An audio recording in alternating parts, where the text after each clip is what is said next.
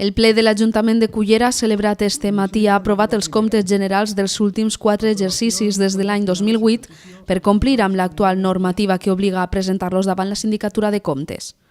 Pues lo que avui es constata en una llisteta 2008, 2009, 2010, 2011 de la mala gestió que ha fet el senyor alcalde des que està assentat ahir en el silló. És a dir, 2011, com es tanca? En un deute de tesoreria negatiu de menys 3.600.000 euros, més de 20 milions en el pagament de proveïdors, acabarem l'any en més de 40 milions d'euros de venda als bancs, no es poden fer inversions, i aquest és el resum dels comptes generals de tots els anys.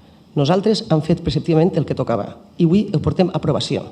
Però simplement el que vull dir és que nosaltres no tenim ningú compte atrasat, no ens ha retès diners per no haver rendit. No és el mateix cas que està passant en molts ajuntaments, per tant nosaltres sí que som un model d'haver complit fins avui en temps i forma tot el que teníem atrasat. Altres municipis, 60 concretament, d'ací molt propet, exemples de transparència, com s'hi fica l'Ajuntament de Valdoví Reincidente, també és soci de vostè, fica Joan Valdoví, abanderado de la transparència, practica la opacidad. Jo esperava un exercici d'humilitat i que vostè diguera, pues mire, no hem fet les coses quan tocava, venim així i a rendir els comptes de 4 anys, perquè vostès la feina, quan tocava, no l'han feta. I en quant a comparar-nos amb altres, amb senyor Valdoví o no sé qui més, mire, jo Sueca, sincerament, no sé ni com està perquè no me dedico a anar allà a l'Ajuntament.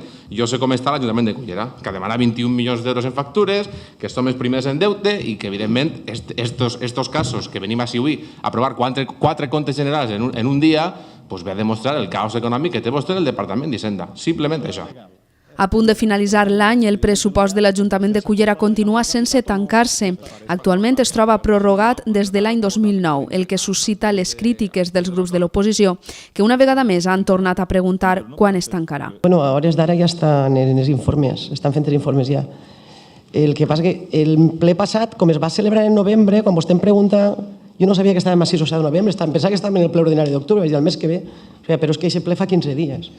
De tota manera, ara sí que ja pràcticament ja està acabat. Pues sí, segurament, com el dia que toca el ple és el dia de Nadal mateix, pues quedarem uns dies abans i segurament s'aprovarà entonces. Per això dirà el senyor alcalde. A la secció ple de l'Ajuntament trobaran en els pròxims dies una ampliació dels temes més destacats tractats al ple de novembre, així com la sessió íntegra.